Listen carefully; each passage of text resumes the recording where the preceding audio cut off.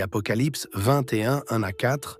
Puis je vis un nouveau ciel et une nouvelle terre, car le premier ciel et la première terre avaient disparu, et la mer n'existait plus. Et je vis descendre du ciel, d'auprès de Dieu, la ville sainte, la nouvelle Jérusalem, préparée comme une épouse parée pour son époux.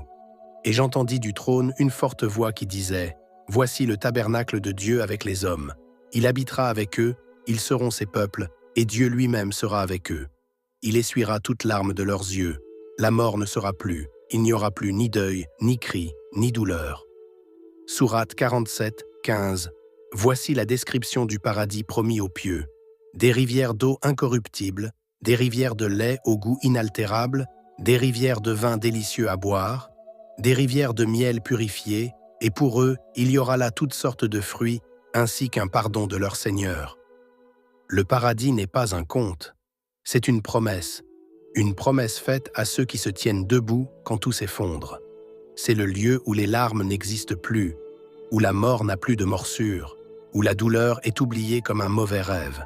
C'est la maison d'un Dieu proche qui viendra consoler ses serviteurs, comme un père relève son enfant blessé. Ce paradis, nul œil ne l'a vu, nul esprit ne l'a vraiment imaginé. Ses rivières, ses fruits, sa lumière ne ressemblent à rien de ce que nous connaissons. C'est la récompense pour ceux qui ont préféré la vérité à la facilité, la justice à l'injustice, la foi à la peur. Le monde te promet de petits paradis ici-bas, mais ces mirages te trahiront. Ne vends pas ton éternité pour un plaisir éphémère. Aucun luxe de la terre ne vaut une seconde dans les jardins éternels. L'enfer est large, le paradis est étroit, non pas par ses portes, mais par l'exigence du chemin. Prépare-toi pour la vraie vie. Vis chaque jour comme si le jardin t'attendait et qu'il ne faudrait qu'un dernier pas pour y entrer. Sois fidèle dans le secret, patient dans l'épreuve, reconnaissant dans l'abondance, humble dans la victoire. Car celui qui a préparé ce paradis est plus généreux encore que tout ce que tu espères.